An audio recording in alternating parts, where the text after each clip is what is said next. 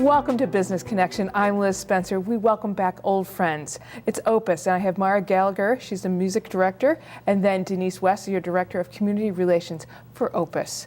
Now, I am so excited to have you back because I've had the honor and privilege of seeing your students work through their music camp and come to their big concert at the end. So tell me, Mara, a little bit about the camp. When is it? Who's involved? Well, our camp this summer starts on July 30th, and our concert is on August 5th.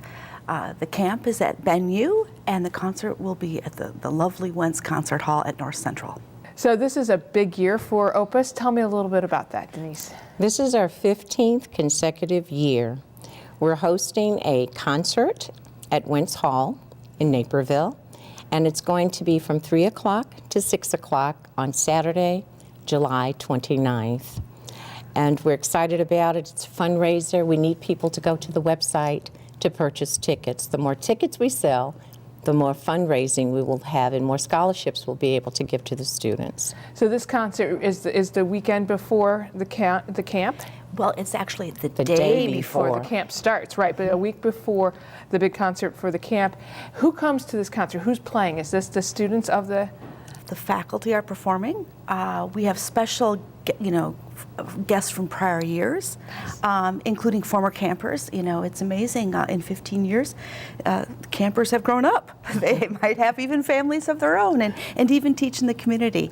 So it will be just a collection of very, people that have been important to OPUS for the last 15 years. Right, and who really have seen OPUS grow. Mm-hmm.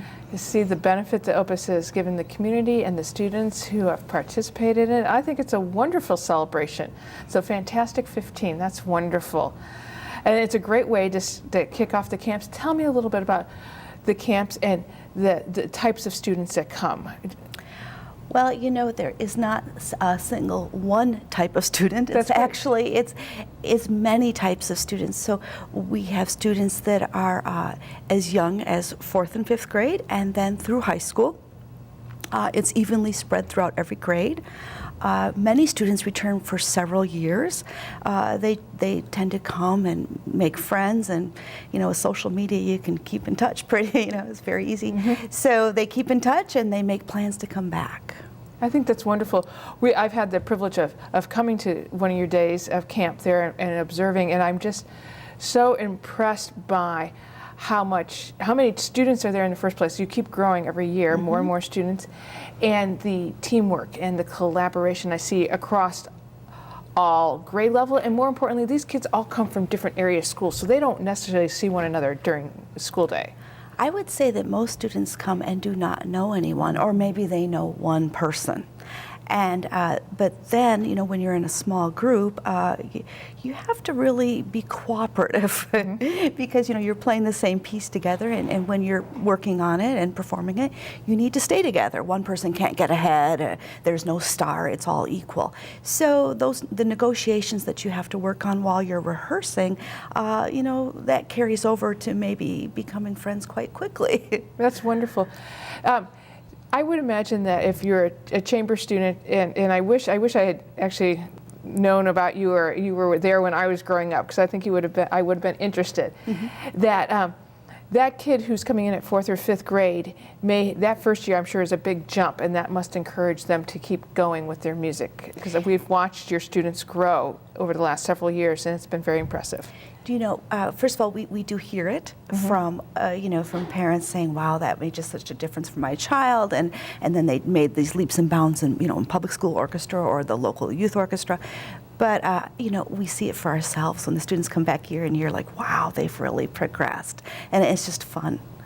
It is just fun. I was amazed by the small groups that you may have a kid who is playing the cello and might have purple hair, and you might have an 8th grader on piano, then you might have another kid in between there on violin. How do you get it all to work together? And there you are trying to guide them through this piece. Well, first of all, when we organize the groups, it's primarily by grade level. So they may look different heights and such, but generally they're only 1 or 2 years apart. So that's the first thing. And then we pick music that's very appropriate for their playing level. So when they come in, they're actually quite close on a social age, and then musically they're very it's appropriate. And so how do you get it to come together? Well, we do ask them to look at the music before camp and come prepared. And then, we do have some introductions. We have a meet and greet the very first day. And they don't even play. They just break the ice and they talk to each other and they learn what they like to do, what they have in common. And it's interesting, they have maybe not always much in common at first, or they don't know that, but by the end of the week, they have so much in common. That's awesome. Now, does somebody have to audition to be a part of this? And if so, how do they do that? Yes, OPUS does electronic auditions. So if a student that's interested goes to the website, it's very clear the requirements and how to submit that audition. That's awesome.